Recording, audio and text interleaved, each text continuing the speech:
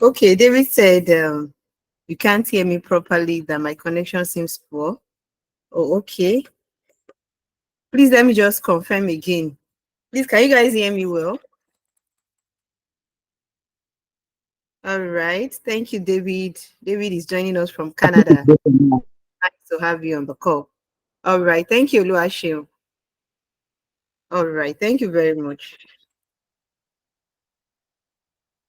All right. Thank you. So thank you, David, for joining us. Luashio, would you like to introduce yourself?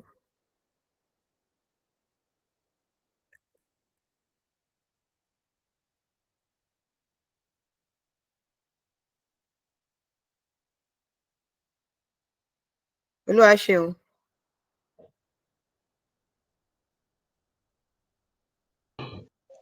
Hello. Yes, I can hear Yes. you loud and clear. Okay, my name is Solo Ashemojo. I'm currently connecting from Lagos, right? So All right. Luashio, thank you for joining us. And how is Lagos this evening?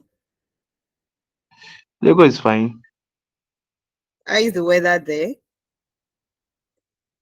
Hot as usual. Wow. All right. So I am joining from Port Harcourt, Nigeria. So I'll still take like one or two more introduction. Hi, Ganiat. So nice to have you on the call. Would you like to introduce yourself?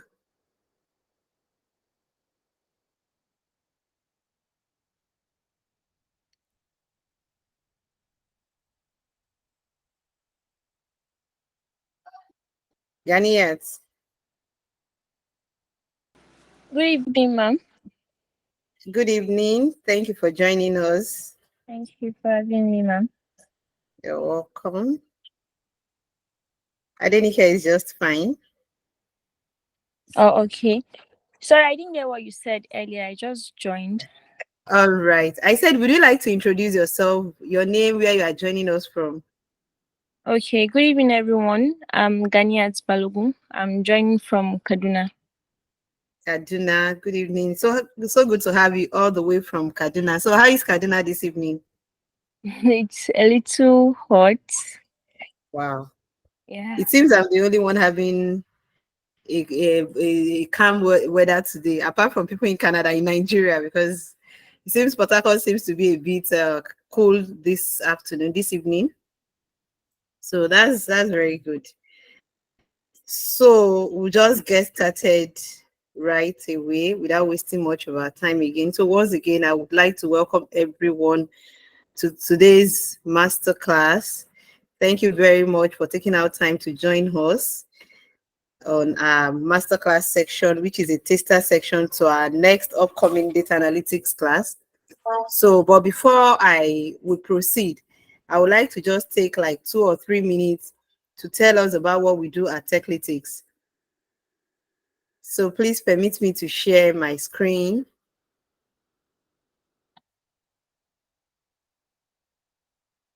The whole Nigeria is hot, Tayo. That's true anyway, but I think Port Harcourt seems a bit better today. We've been having very hot weather to Port Harcourt, very, very hot. So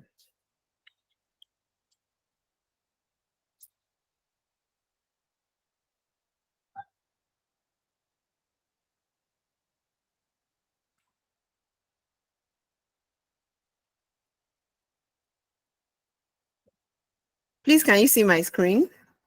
Please kindly unmute yourself to tell me because I wouldn't be able to Yes. see your reactions. Yes, we can. All right, thank you very much. So once again, I won't be tired of welcoming you because we don't take it for granted that you are joining us this evening. So thank you once again for joining us on today's masterclass. And just to take like 2 or 3 minutes to tell you about what we do at Techlytics, I'll be very brief about it. So Techlytics is a technology workforce development and consulting organization. We are dedicated to empowering ambitious professionals like you and businesses with the essential skills needed to thrive in the ever-evolving world of technology. So basically, Techlytics is divided into two parts. We have the consulting part and the edtech part. And so you are currently part of the EdTech, where we dish out um, free resources and also paid resources in the field of data analytics, product analytics, low code and no code development. And we have successfully trained and mentored more than 3,000 fellows across various educational technology institutions and corporate settings such as GSK, Utiva, Enova Lab, Tredford, and Eco Innovation School. So what problem are we trying to solve? After COVID-19, we all know what happened and the way a lot of new skills had to emerge. A lot of people had to start working remotely and new skills developed. So we are trying to train individuals and professionals to upskill or reskill in the field of technology, and also to the skill gap that has been developed in which employees struggle to hire appropriately trained workers, leaving many roles open and unfulfilled in organizations. So we are trying to just help individuals and organizations to make sure that they meet up with the new wake of technology, with the new reality on ground, to be able to do their work in a better way. So what is our attraction? We started as Rainmaker, a YouTube Microsoft Excel tutorial channel in May 2020. And in February 2022, we officially launched our name, Techlytics. And since then, we have had over 800 signups. We have completed over 103 lectures. And we have more than 153 students. And currently, we have 299 YouTube subscribers. Please, I always say this every of our classes. You need to be on our YouTube channel. Be on our YouTube channel, turn on your notifications so that when we drop those nice videos and learnings for you, you'll be the first to know. And also, we have a lot of trainings that we have conducted in the past that you can always go back to and watch. So please, if you have not subscribed to our YouTube channel, kindly do so. So who are those that work at Techlytics? Techlytics is founded by Oluwatayo Owikunle, who is the CEO and the lead trainer at Techlytics. We also have Brimo Glory, who, sorry about this, but Glory is a data analyst. We have Abiodun, who is a product manager. Myself, I'm a data analyst too. We have Orolu, our social media manager, and Timothy, who is our graphics designer. So on today's masterclass, we are going to be looking at mastering SQL for market basket analysis and how to discover hidden product relationship. And this topic would be taken by no other person than our very guru SQL specialist, for lack of better word, Listen Haba. And like I said earlier on, this section is just a taster section to our upcoming data analytics class that is starting next week, Saturday, which is on the 20th of April. The cost is for 200,000 naira only. Installment payment is available. And in the course, we are going to be learning Microsoft Excel, Microsoft Power BI, SQL, and also freelancing mastery. They are going to be teaching you how you can acquire a freelancing role after you are through with your training with us. And our certificate is CPD certified certificate. So this is a training you are not going to like to miss, and it's I can assure you is going to worth it for your time and money. So in case you want to learn more about the course and what we have to offer you, please, I'm going to drop the link in the chat room immediately after this presentation. You can go there and look at it. And if you have any questions, we'll be ready and glad to answer your questions. So thank you very much. And from here, I'll be handing it over straight to Lindsay so that I can take us through the section. Thank you.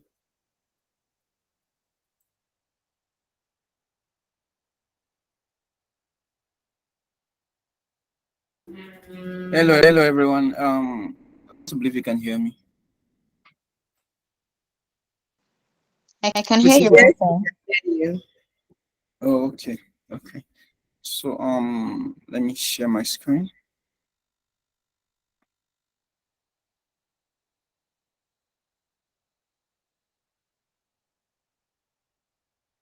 So I want to believe you can see my screen now. We can. Okay. So if you attended the last session, we had a little discussion, introduction about the entire concept behind product affinity analysis, which is just basically the same thing as market basket analysis. And in that session, it was mostly theoretical, where we were looking at some of the concepts behind it. I believe if I still have that presentation, so basically something like this. We talk about affinity analysis, what it means. The goal is to identify frequently bought products, and the method is to analyze customer transaction data to find association between those items.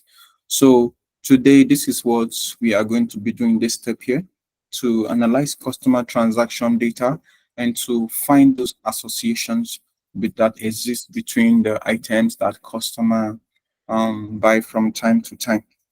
And that's going to help us to calculate some metrics. So metrics, some of the metrics we'll be looking at today will be, let me see this. We'll be looking at the support metrics, which is a metric that is used to look at how popular a particular item set is. If you say, let's say, if you say a customer buys bread and egg all the time, we want to look at our entire transaction data and look at how frequently that transaction happens. Is it 5% of our data? Is it 20% of our data? Then that tells us the volume of transactions that happen with those two particular products.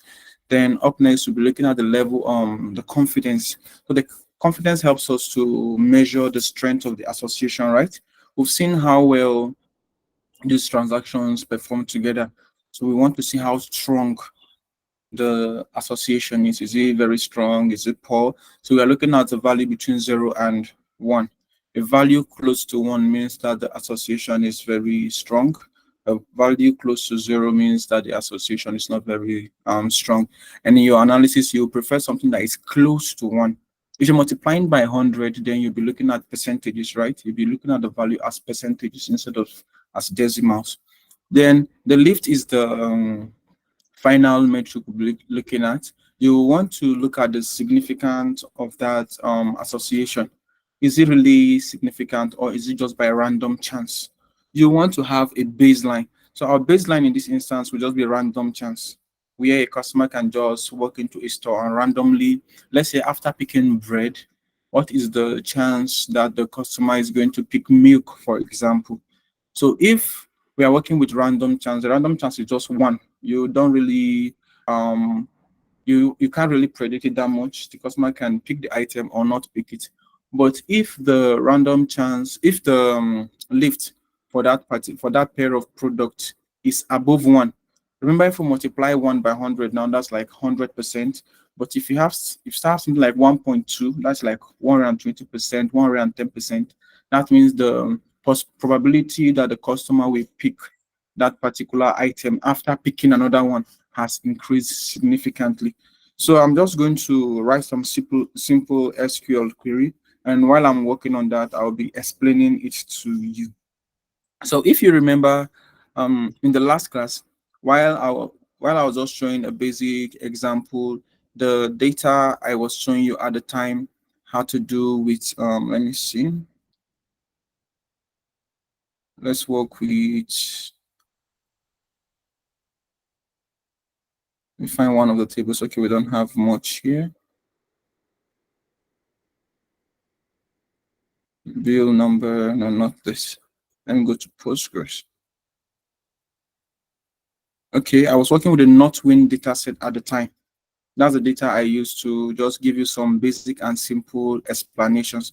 And in the not-win data set, I mentioned that there's an orders table that carries information about all transactions that were happening in the company. So if we should select some records from that table, remember I mentioned that if you want to select, you start your query with a select statement. And asterisk means that some people call this asterisk or star. So it means that you are selecting the entire column from that particular table. So you specify the table name, which is the orders table. So by the time we run this query, I listen. Tayo is raising her hands. okay. Tayo, you can go on to ask a question, please. Yeah, listen, it's not a question. I wanted to quickly chip in. Some people in the classroom today may not necessarily be attendees of the last session you had. So if Okay, you could just give a background so not everybody will be lost. okay, okay. Yeah. So let's see. So I already mentioned that market basket analysis focuses on the relationship, right? Relationship between items. So let me give an instance. For example, if you're attending the class for the first time, let's say you go to a supermarket, right? You buy items from the supermarket and you go home. You don't really care about what's happening there, right? But for the owners of that business, they want to make sure that they're arranging items in a way that encourages you to buy other items, right? So what they will try to do is to look at the data about the transaction customers have had in the past, and they look at items they buy together most often and try to keep those items together. Now, if you go to some shops, you see where they keep some items, bread, milk, egg. Those things are not very far from each other. If you go to a supermarket, it would be pointless to have bread in one section, and you have to walk to the end of that supermarket to get items like milk also. It doesn't make sense. And sometimes for sections close to baby food, you find things like diapers not too far away from there. It's also you also find it in places like websites. For example, if you use Jumia or Konga, or if you use AliExpress or Amazon. On websites like that, you realize that you are viewing a particular product, and then you are told that, okay, customers who bought this item also bought this, right? They are not just giving you random information. What they are providing to you on that website is a result of analysis. They've been able to perform analysis on existing transactions.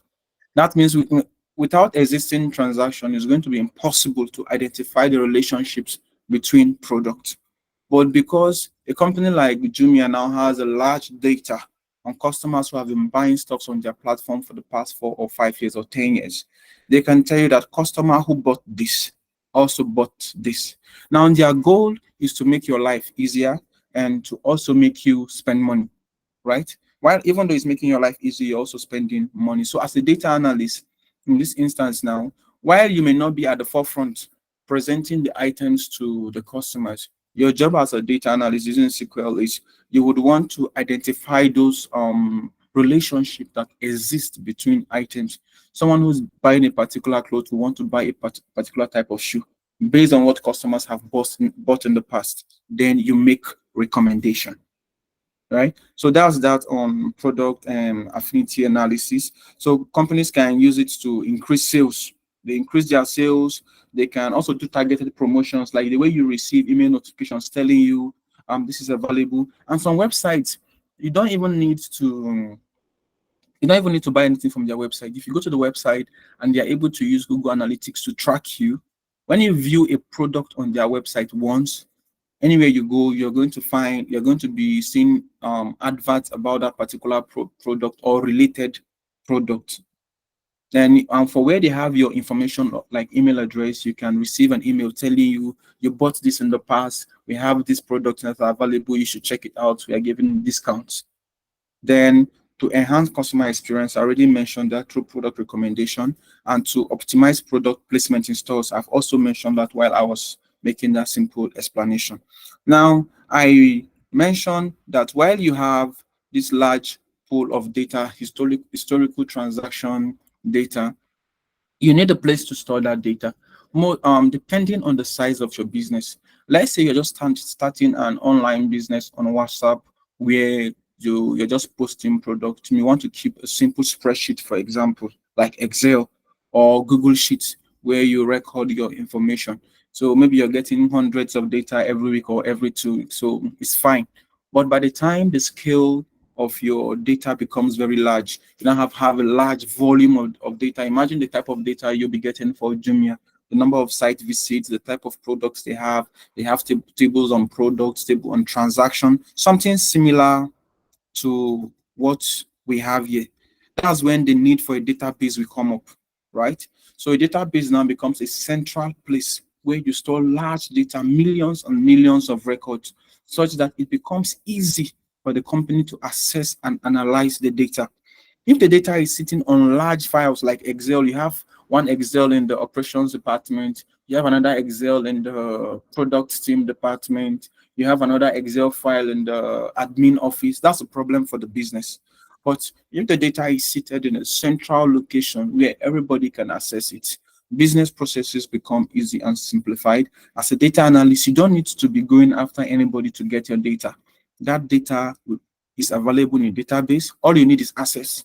As long as you are granted access to the data, you can access it. So if data is stored in a database, there are different types of databases. They all built on SQL. So you can have Microsoft SQL, you can have Postgres, you can have Oracle. There are different variations, and there are data that may be dealing with images. You may just want to store them as files, or you can use NoSQL like MongoDB, right? So that's very broad. But our focus today is just going to be on right here on this Northwind data set. After this class, you can choose to find a data set online. You can just type market basket analysis data. You can have a simple idea and try to replicate, or just look at what a sales data looks like. So if your data is stored in a database, you need like a data management studio like this, DBMS. For example, this is DBeaver. You can have PG admin and other tools that allow you to access the data. It's simple, it's interactive, and you can easily get your data. For example, if I want to get the data from a file, I'll say, give me data from a CSV file, and I'll configure it, and I'll be able to interact with that data. The reason you need databases also is because if your data becomes large, opening it in a file like Excel here becomes very hard. What if you want to go to row number 1,000,009? That's going to be hard work, right? You have to keep scrolling, you have to keep going down. In my experience, your Excel will not open large data sets, or it will take forever to open, or your system will crash, because most of the systems you have will have only like 4 gig RAM or 8 gig RAM, which may not be able to process that data. So in our databases, we can now start using structured query languages like this, PostgreSQL, to access the data. The syntax is actually very simple.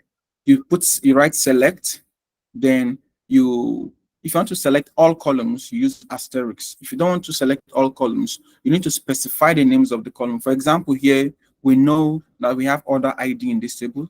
I can come here and say order ID, and it shows only that column. If I want another column, for example, I think product ID, I write that and it gives me the ID of that product. Depending on the type of management system you're using to access the data, when you click on some of this data, you get basic information. Here, this just gives you information about this product. This product that has an ID of 11, it just gives you simple information, the description. Look at it here. The name of the product is, I can't even pronounce it. I know this is not English. Let me find something in English. Singaporean Hokkien fried.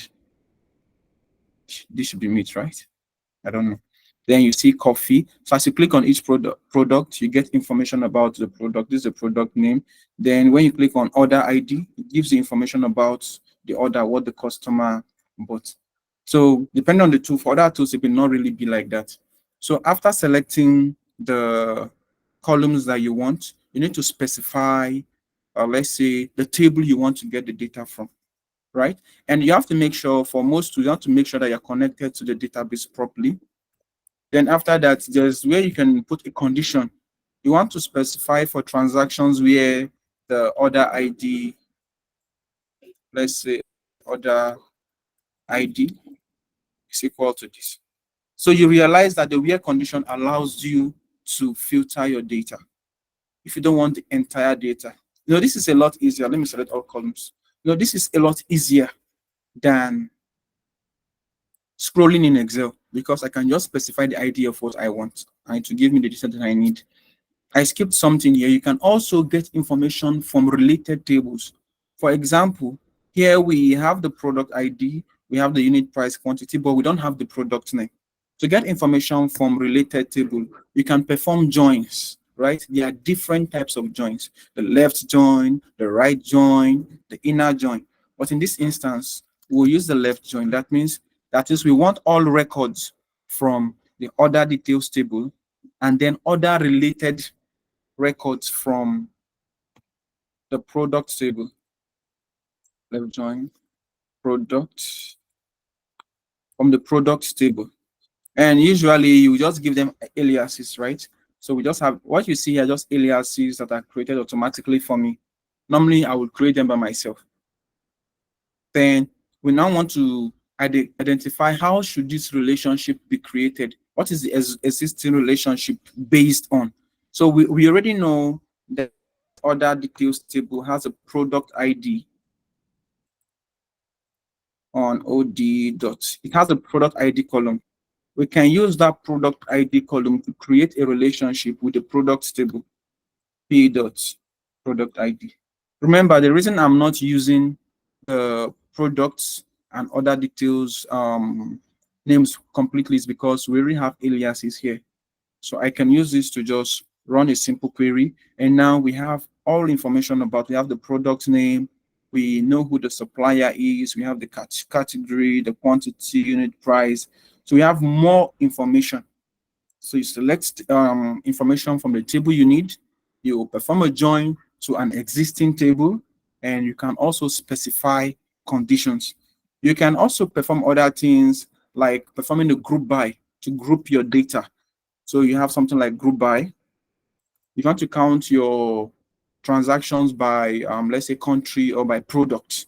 This is something you can do. If you want to limit the number of rows, let's say you just want 10 rows. You don't want the entire database to give you, you don't want the entire information from the database, you limit it. It's a lot easier, especially if you are working with large data sets, right? There are other complex ones like having, which we wouldn't be looking at now. This is more advanced. That's when you start performing aggregations and you need to filter your data. So this becomes relevant at that stage. But for the purpose of just a broad explanation, I believe this should be enough. Is that okay?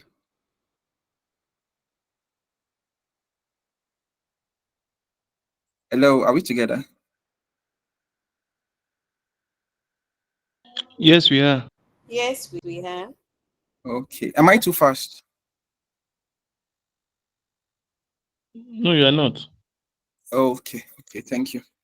So now that we have a broad explanation of market basket analysis, our motive, our goal, and some of the metrics. There are other metrics that we can actually calculate, but I believe for the purpose of this session, we'll focus on these three metrics only, and you'll see how they become relevant in the end. So let's get started. So we have already made some progress here. For example, let me run this one more time. Let me run the order. Let me select some columns: order ID, product ID, and product name. Product name should be coming from product name. Yep. What's the okay? This should be OD. Whenever you're selecting some columns that exist in two tables, you're likely to run into this error. Column reference product ID is ambiguous. That's because the column is present in these two tables. So you need to specify which one you want to see. So when we do that, now we have the order ID, we have the product ID, and we have the product name. Now, this is a single order by a customer. The customer made some order, but the customer ordered three different items, right? If we should remove this condition, we are likely to see more scenarios like that in our data sets. So we have, you see, this is three orders. The customer ordered for all this information. This is a single order. The customer ordered for tofu and dried apples. I don't know why anyone will be eating dried apples. If you know, you should let me know. Then we have 250 here. Then we have the different products and the names of the products. I'm seeing a lot of dry apples. Then basically you have an idea now that a single order because this is as good as going online on Jumia. You order for let me think of what you're likely to order from Jumia. Let's say you order for your body lotion. After your body lotion, you now order for a particular body wash. After getting the body wash, you now decide to get, let's say, a perfume. What brand of perfume? Mr. Ebu perfume, if he has one. Then so let's those three items, after ordering all those things, you put everything in the cart, right? While you're online. Then you now go to the checkout. Remember, that's a single order. You made a single order, but that single order has three items, right? And you were able to put those items one after the other. So that's basically what is happening here. When you see a single order ID repeating multiple times, but having different product name. So that's good. So what we want to do next is we already have all this order. You can start worrying about amount and other things, but I'll be straightforward, just show you the process. And from there, maybe in a more advanced class, you can see some other conditions you want to consider. For example, cost if it was paid for and all that. So let's do something here.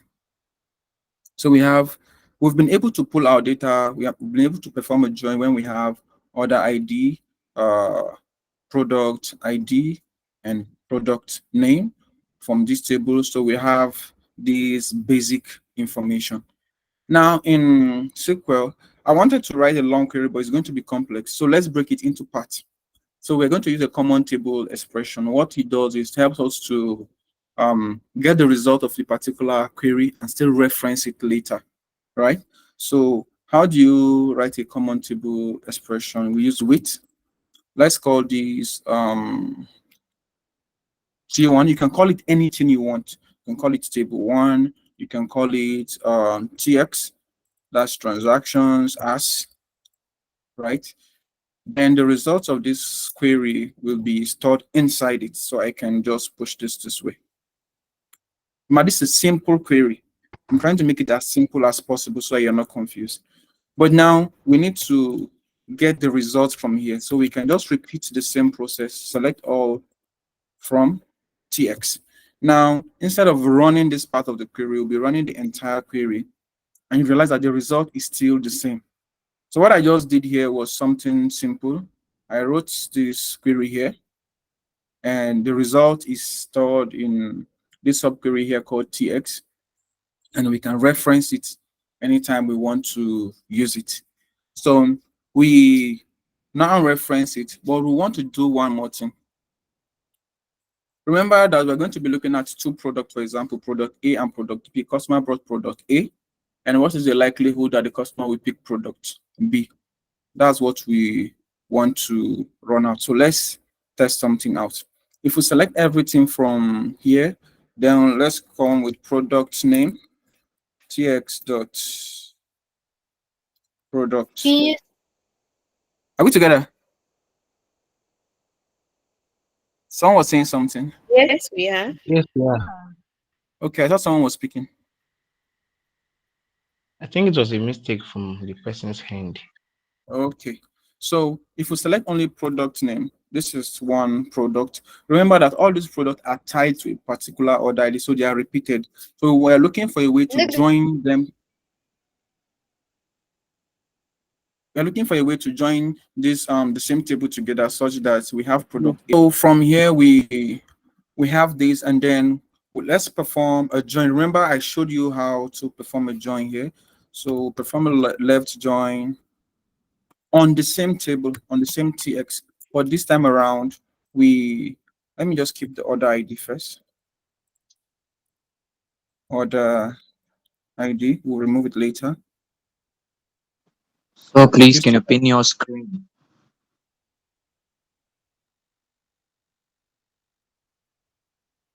So let's call this TX2. We are giving it an alias here. So we want to perform a join on TX1 dot order ID. Whenever we are performing a join, we are looking at what the two tables have in common. What we are doing here is just a self join because we are joining the same table to itself. Then up next, we say tx2 dot order ID. Ideally, you'll be performing a join between two different tables. So here we have tx2 dot product name. And we can run this query. Let me see what's the, okay. This is the same error we had earlier. Column reference or ID is ambiguous. You have to specify which table you want the column to come from, especially if the column if that is exists in both in the two tables that you're referencing. So this is a self join. We are using the first one. Now let's look at what's happening here. Remember initially that this transaction so you now realize that initially we had only about 3 transactions, but you realize that this transaction, let's add a condition so that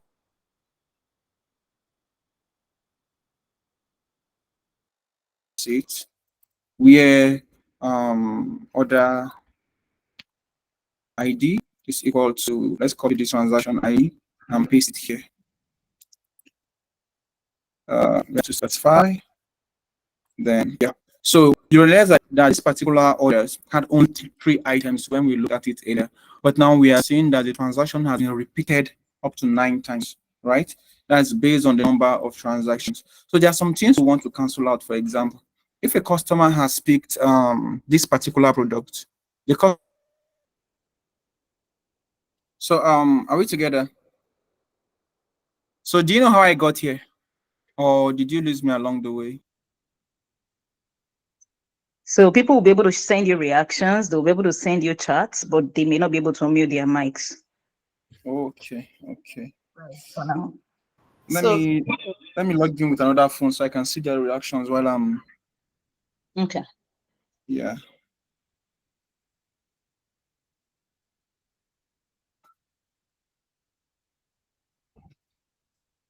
Let me see. Let me see where are you?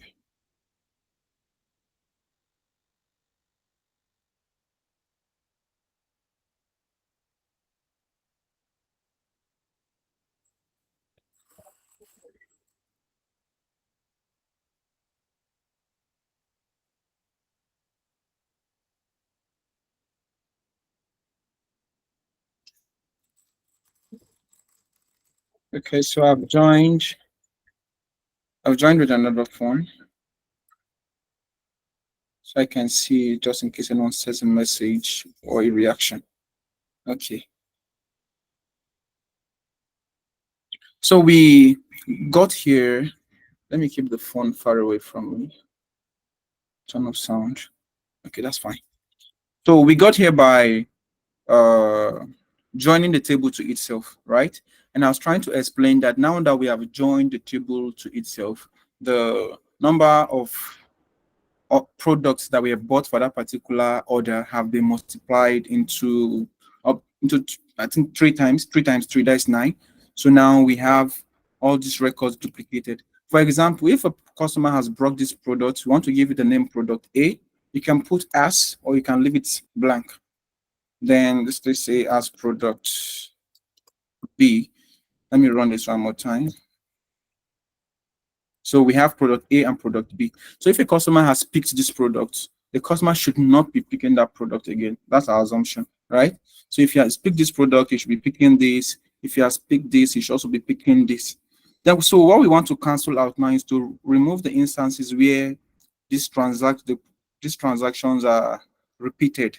So what we want to do in this instance is to add a condition and say where tx dot, remember we are using the product name now. Product can either use the product name or the product ID. Since we have the product ID in the existing table, we can actually use that. Product ID is greater than, let's see, this tx2 dot product ID. So if we should run this query now, the number of records will reduce. Do you get that now? So we have all those, just that 3 products only for that transaction. So here, when the customer bought Singaporean fried, I don't know if it's meat, they bought this next. Then we have a combination where they bought mozzarella they bought this next. And when they bought this, they also bought the Singaporean fried rice. So this combination makes more sense now instead of that entire 9 combination, which was wrong. So we've dealt with that particular issue. Now that we know the products that the customers have bought, I can remove this. Since we are limiting it to just one transactions, we can look at the entire transactions now. So for each transaction, you're going to get different combinations. For this particular order, just one item or just this and this, no big deal. Then for this particular order, we see different types of items that we bought. So let's try to see the number of times this has happened. Maybe someone ordered this Singaporean stuff and ordered this next. So for us to do that, we need to group our data together. So to group your data together, you need to like aggregate or you need to count. So you have functions like count, sum, average, right? Those are common functions that we use. We also use them here in SQL. So since I want to aggregate at product level, I'm going to take out this. I no longer need the order ID. I just needed it to explain so you see what is happening here. So for example, one way we can do this is to sum. You can also count, but let's sum 1. So what is happening here is that each time these 2 products appear together is going to be counted as 1. So if they appear another time, that will be 2.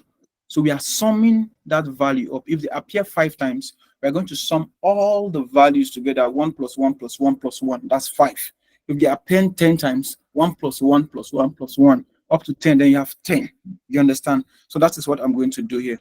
So if I should sum these, let me call it frequency, for example. Let me call it frequency. Frequency. I believe this is how you spell it. Frequency. So I'm just going to add a little comment number of times this products were bought together, right? So you can give the name and say bought together. So the problem with performing aggregations is that by the time I run this query now, the query is going to fail. So you need to group it. Remember, we are aggregating by these 2 products that we have here. So we perform a group by. This is where you see that group by I mentioned earlier becomes relevant. So you can choose to type the names out, or you can choose to use numbers like 1 and 2 based on their position. This is in position 1, this is position 2, and this is position 3. So if we perform a group by, now we have product A and product B. We have product C. Sorry, not product C here, the frequency, the number of times those items were bought together. So these items were only bought once. These 2, this is philo mix, and this right here, we are bought twice. If you want to see the items that were bought most, this is the function I did mention earlier. It's called order by. Order by basically allows you to sort the values that you're looking at. You can sort them from ascending order to descending order, or you can sort from descending to ascending, right? So for example, if I should say order it by 3, 3 means this. Remember, I said 1, 2, 3. So I'll say order by 3. Now it starts from descending. By default, it's ascending rather. By default, the value is ascending. So you have to clearly specify that you want it to order in a descending manner. And now we have these 2 items with items that we bought most together from the store, right? So just for the sake of curiosity, let's do something. So I'll go to the browser here and let me see. So we saw that these 2 items are the items that were bought together the most, the second, right? So is it going? I don't know how to pronounce it. This sounds Italian. So let's see what it looks like. This is cheese. Do you see that? So this is cheese. So people who bought this were buying cheese. They're basically buying cheese. Okay. What's the second item they bought with the cheese? Pavlova. Is it pavlova? Yeah. the board pavlova. Let's see. So pavlova is like a crepes. Let me see. Let me look at images. Let me expand this. So I'm seeing like a cake. Pavlova is a blah blah. It's a dessert, right? It's a dessert. It tastes like cake. Let's look at images. Yeah, this looks very nice though. So this were the things we're buying together. They were buying this and cheese together. So if they're buying this and cheese together, let's look at something. Let me say cheese. Oh, there's pavlova cheese. Let me see. Oh, that means the customers were trying to prepare pavlova cheese, right? That means you're adding cheese to their pavlova. I know some customers may not want to have that, but some customers wanted that. If there is anyone in Nigeria that can prepare this, let me know. Just raise your hand. I'll come and visit you, or I'll make an order. This looks very nice, seriously, but I'm not sure it's healthy to eat very often. And these customers are spending their money well. Okay, let me stop. Okay, what's this on top? This grape. Oh, this looks very good. Okay, let's go back to the class. Okay, this the customers in this group were creating a combination of something very nice, right? So they ordered this and they ordered this because they wanted cheese on their pavlova. That sounds nice. A lot of people are preparing pavlova. Oh, I'm pained that some of the names are not in English. So just one more time. Just one more time. Scottish long bread. Is this real? Oh, it's real. Hmm. Long bread. It looks like the bread was fried. It looks like cake. I don't know this type of bread. What's the other stuff again? Chang. Bread and chang. Let me see. Hmm. Scottish long bread and chang. What's chang? Oh, really? Okay. This person is so bread and this is beer. Bread and beer. I've not tried that before. The person is taking bread and beer. I guess maybe the person wants to take dinner. So you see what customers are doing here, right? They are spending their money, they are buying a pair of products. So let's continue from here. We need this. So what we want to do next is to count.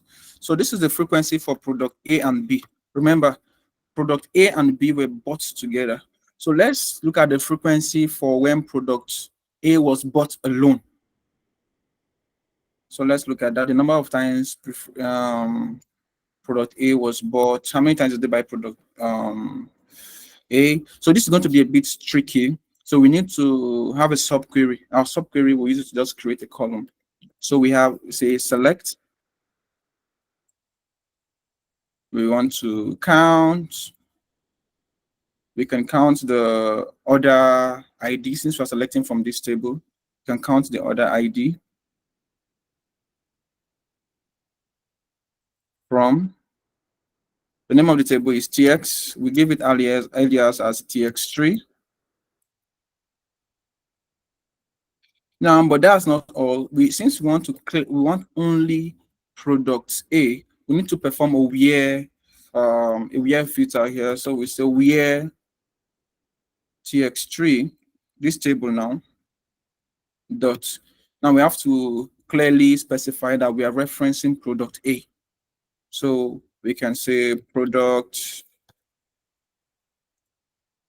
underscore ID. Remember that we have product ID in TX3. The product ID is there. It's equal to. Now we need to specify. Remember, product A is coming from this table, the table called TX. You can rename your tables to something more friendly if you are lost whenever you're working. But I try to keep it as short as possible and then maybe add notes.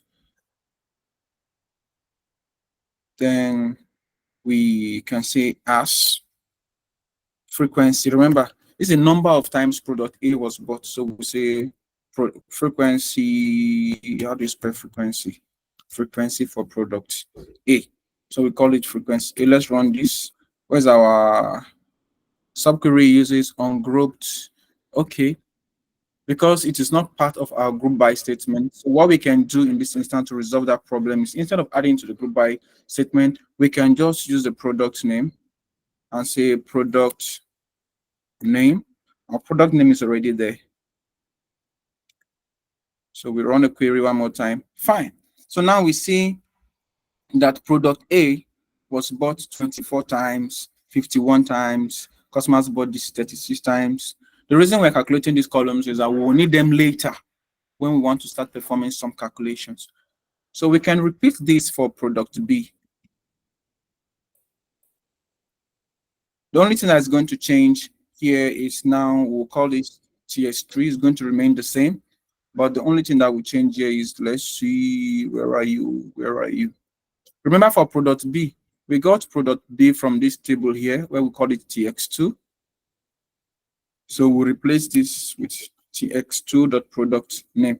So this is going to be the frequency for product B. That is the number of times the customers bought product B. And now this is our record. We have product A, product B, the number of times customers bought those two products together. Then we now have the number of times customers bought product A, and then we have the number of times customers bought product B. So now the information we need to start looking at the association between this project, the strength of the relationship between them is coming up. But we need one more value to do that. That's the total number of transactions, the entire transaction. How many transactions do we have in our table? To do that, we are going to, it's basically the same thing. Let's counting all transactions from the TX table. Now you're seeing the relevance of this table we created at the top, right? You see this simple subquery we have here, right? This common table expression helps us to have our data in one place. We performed our join, and now we can just reference it and start performing other analysis. It's very helpful. It simplifies your query. If anybody wants to work with it, they understand what's happening in your query. And now we'll call this total as total transactions. Total transactions. Then we can now run it.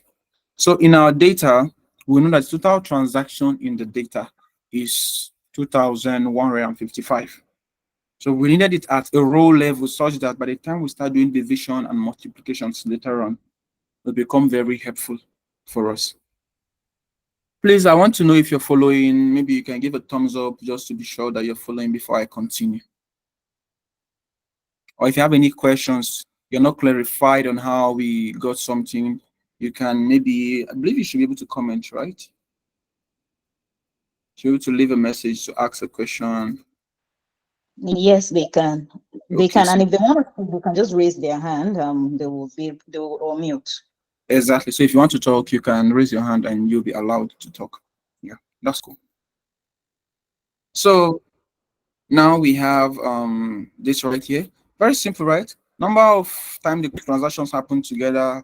Now we need to start calculating like probabilities and percentages to help us make a decision on how these values matter. So remember here, this is CTS. You can create another one again. We already have the first one as TX. So I'm going to call this basket. As this entire query is going to enter there. So I'll just push this a bit. Tab, and let me see. In that case, let me take this correct. So we have basket as open bracket. So this entire select statement, I'm going to take out the order by, and then I'm going to close the bracket. Now we have this entire query. Now the result of this query, what we see here, will now be stored in this subquery called basket.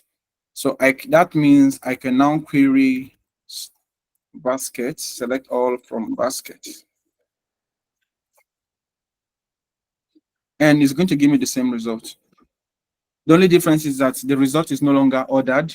If you want it to appear the way it appeared before, you can still use your order by 1, 2, 3. I want to order it by the frequency, the descending order, and run it a bit. The result is still the same. So when we started out, I mentioned that there are some metrics we would like to calculate, right? These are the metrics that will help us understand what's happening in our data. I mentioned support, how popular an item is, right? That means items that were frequently bought together. I just had a simple formula here, which says the frequency of item A and B divided by total transaction. This is our total transaction. This is the frequency of item A and B. That means we can now calculate our support. This will be support double P. To do that is very simple and straightforward. We come here and then we say product A, product, okay, let me keep going down, product B. If I should run only this, we get product A and B. Let me remove the order by product A and B. Then we also have the frequency for those two. Frequency, let me just copy.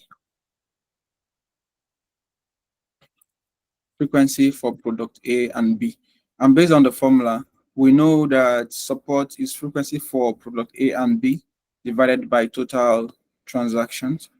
So we can say frequency for A and B divided by total transaction. Our total transaction, we named it TX, total TX. That's total transactions. And by the time we run this, we're going to be having a lot of zeros. So to fix this problem, we can change the data type for frequency. We can change the data type to decimal. And by the time we run this one more time, you see we start having these values. So the values are quite small. So to bring the values to a stage where we can at least interpret it a lot easier, I'm going to multiply this by 100.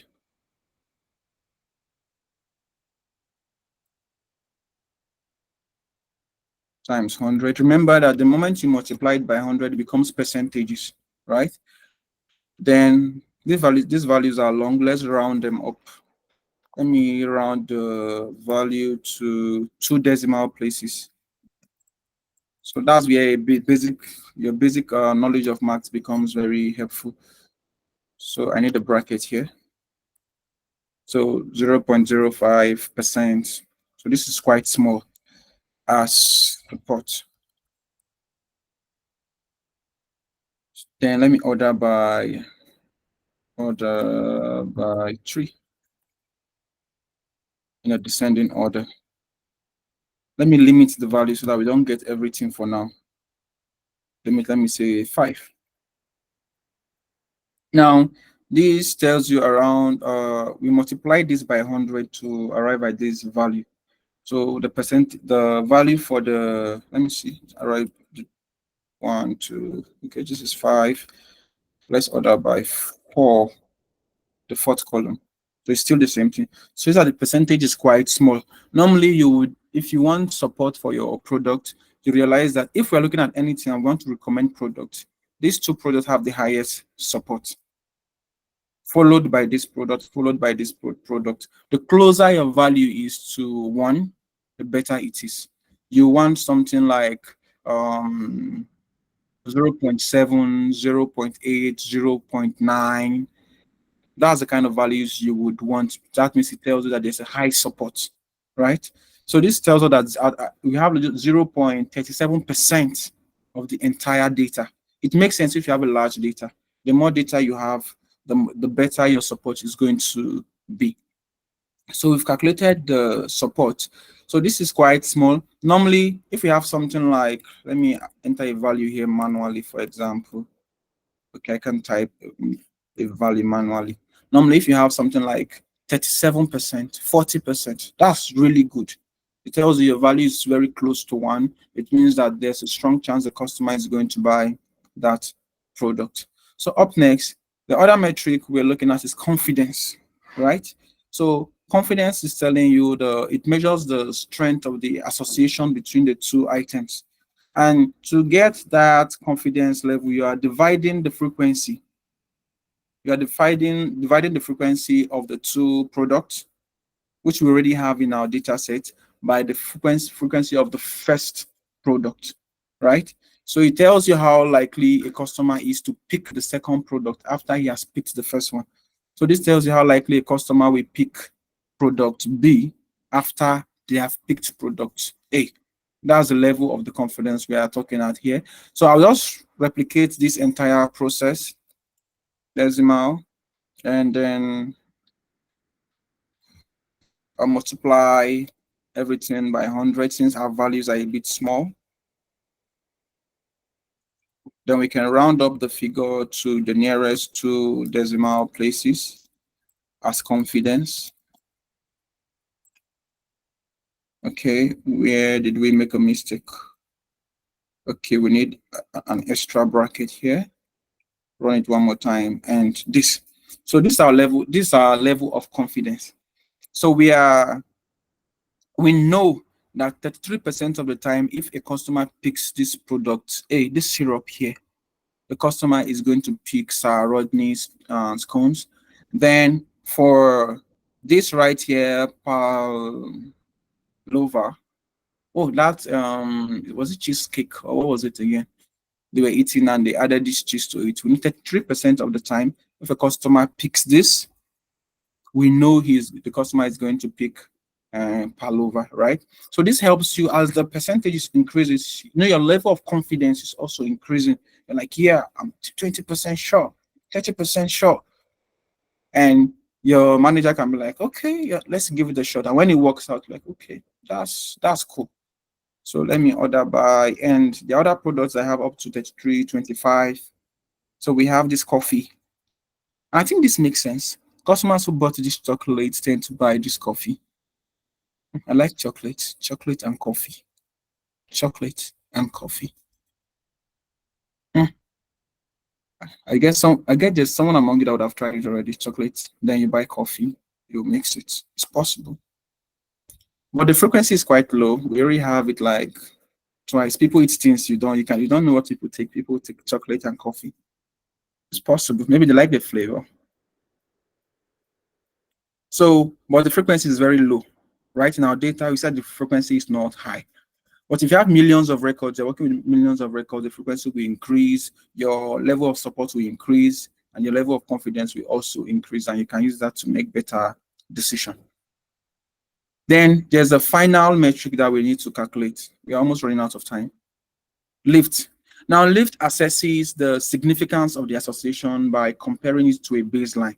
Now, our baseline is a random chance, which is 1. So let's say customers come into a store and the customer picks a battery. Then by random chance, the customer may want to pick like a clipper or something. So that probability is just 1. Nothing has changed. But if the random chance should increase, let's say if the random chance is above 1, then that means there's an extra 30% chance that the customer will pick that particular product. So to calculate it, this is the formula to calculate that. Remember how we calculated the support for A and B? That's what we did here. What we did here was just the support for A and B. So we can actually calculate the support for A and then calculate the support for B. It's pretty straightforward. Let me comment this out. So we have this here. So to get the support for A, we are going to use the same formula. It's just basically the same idea. The support for product A is just going to be the frequency of product A divided by the total transactions, right? And that's the support for product A. And then the support for product B is still going to be the same thing. That means we'll be multiplying it. You see this two? We multiply support for A and B together. So we can multiply the two together and change this to B. So if I should run this, we'll have the support for product A and B multiplied by each other here. But in the formula, we saw that we divided we We divided the support for product A and B, which is this right here, by the total answer we are getting from here. So just to make this a little more interesting, I'm going to stop. I'm going to remove all the rounding. I want to round the final figure. So we have this, and then I'm also going to remove the multiplication by 100. You can do it once. It makes the code, the script you're writing a little more, a lot more readable. Then let's see. Yeah. So we have this multiplied by this, and finally we can divide the support for product A and B, which is this. So I'm also going to remove the multiplication by 100. Multiplication by 100, and have our division sign here. So whatever result we get from there, we are dividing it by the result of multiplying these two items together. Then remember, we have a bracket here where we are trying to like round the items up. So before we round the items up, we can choose to multiply it by 100 times 100. And if this is 100, then now we can round it up by 2. Let me see. This is correct, right? Let's run this and see. Okay, there's a mistake somewhere. Let me see. Where are you? Right there. One more.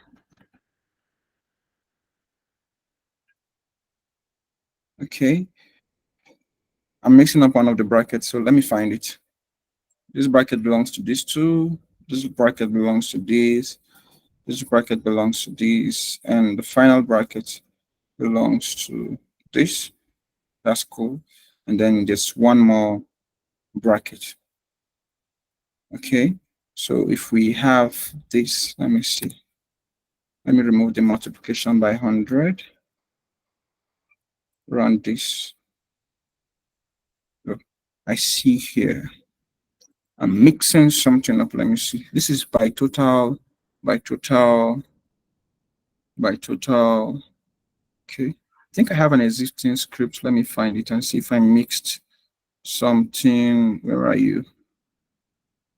Frequency, AB. Okay. Yeah, that's correct. Round frequency AB.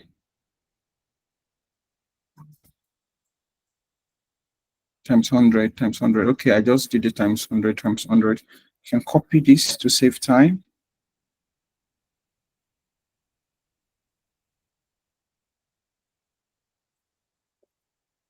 But I have to understand what's happening here. So it's still the same thing, but I missed the brackets. Then I think I was also multiplying by 100 once instead of multiplying by 100 individually. So it's messed up the figures. Then finally, like I did here, we now rounded it up by 2. So we have 2 decimal places. Total orders. We don't have total orders here. We have total TX, and finally total TX. Amazing. So now we have our figure.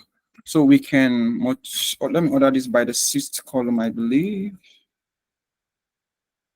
So you see that for these products that we have here, these are the products that have the highest value for the lift. The lift tells us, I remember we said our random chance is 1. Based on the data we have here, the probability we have is not up to the value for the random chance yet. Normally we should be having something like 1.62. Let's assume this value here is 1.62. It means that, let me see, let me copy this and show you what I meant. Notes, pad, yeah. So if this value is, for example, let's say 1.62. Remember we said random chance is 1, right? 62 means that there's 62 percent chance that the customer is going to pick it, more than random. So this is no longer random.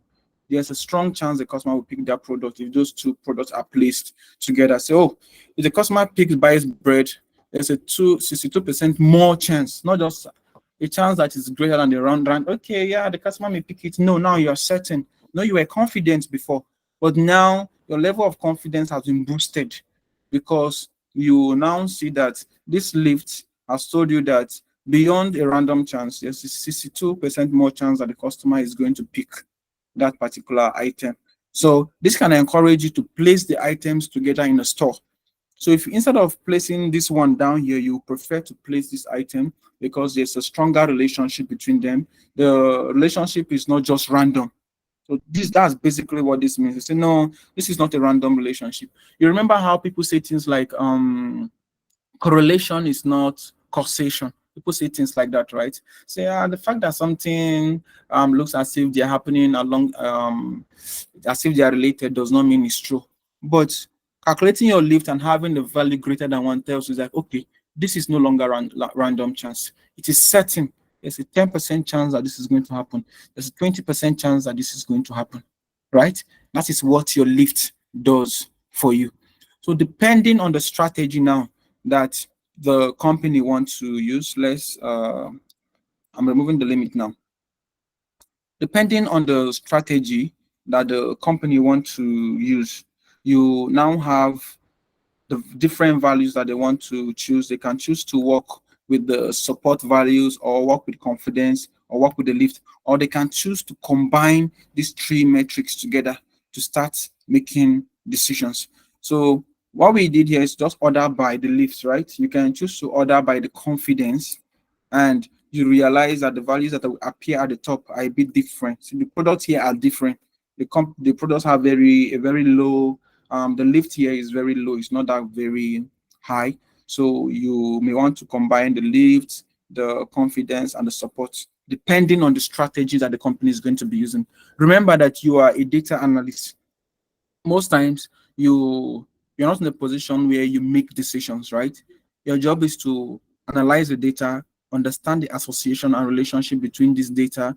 Then you take this insight and send it to maybe the manager, and then from there they can choose to start using it to make decisions. You can export the result of your analysis. For example, you can export the result of your analysis to Excel, where you can format the data, because the company may have a threshold. Your manager, the people in let me see, people who will be in charge of this, maybe people like in the product team or people in business operations may want to have a threshold of 0.7. They will tell you that if a value is greater than 0.7, take it out of the data. Or they can tell you that if the value is greater than 0.12, color this one green, then you should color this one red. So from there, they can extract the data that they need, send it to the product team. Assuming it is an e-commerce business, they can now take the data and start making product recommendations based on the analysis that you have done. So this can be automated, where after every 1 year or after every 6 months or after every 3 months, depending on the volume of data that is flowing into the business, you can automate it. Just build a simple model that does this analysis for you. In the end, you can say you want to create a table. You can say you're creating a table where create a table. Remember that most times as a data analyst, you may not have the permission to create tables.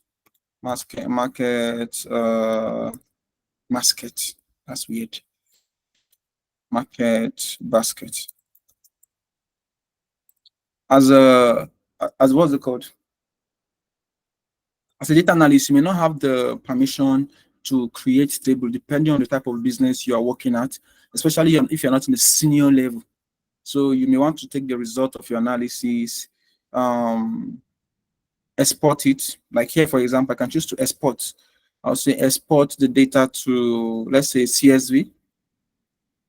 Next, and just have some simple stuffs here.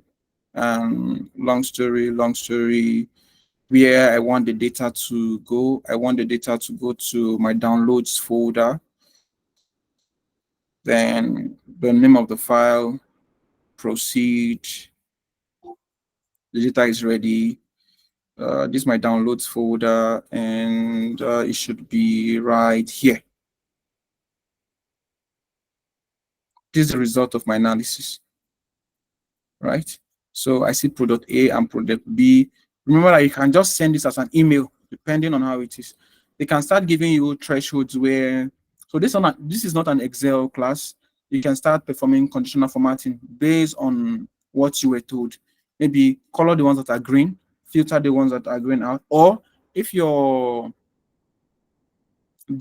product team or data team are Excel savvy, they know how to do their thing. All you have to do is to analyze the data and save it and send it to them. So I see somebody's buying vegetable spread and let me see. Vegetable spread. Is all vegetable spread look like? Okay. What's this called? This is like a type of bread, I believe.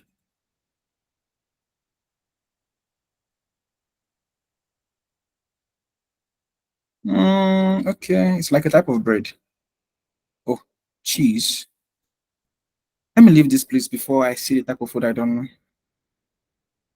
Okay, so this is the entire process for your market basket analysis. I wanted to create a table, but I feel like an overkill, especially if you may not have the permission to actually create a table. But at the end of your analysis, you can export your results. Your company is going to use this data to make business decisions. You're basically behind the scenes. Nobody is seeing you, but you're performing magic, right? You're giving them business insights. The company will be making a lot of money. Maybe they should be increasing your salary after every 6 months if your analysis works well. But I doubt, especially if it's a Nigerian company. Okay, so this is just the entire process. What's left is decision making, but you're not in the position for decision making. You can only make recommendations and share data, right? So let's stop here. Let me hear your questions and maybe anywhere you need clarifications on what to do. And I believe in a more detailed class in the future, the the team here have a more structured course. I think they will talk about it later and how to go about registering for it. Thank you. If you have a question, you raise up your hand, you can drop a comment, and I believe someone will attend to you. All right. Thank you very much, Listen, for that wonderful section. And people are already clapping and giving you thumbs up, which shows that they really enjoyed the section. And I also did myself. So please, we would like to take questions. If you have any question that you want him to answer, kindly raise up your hand so that we can take your questions. Thank you.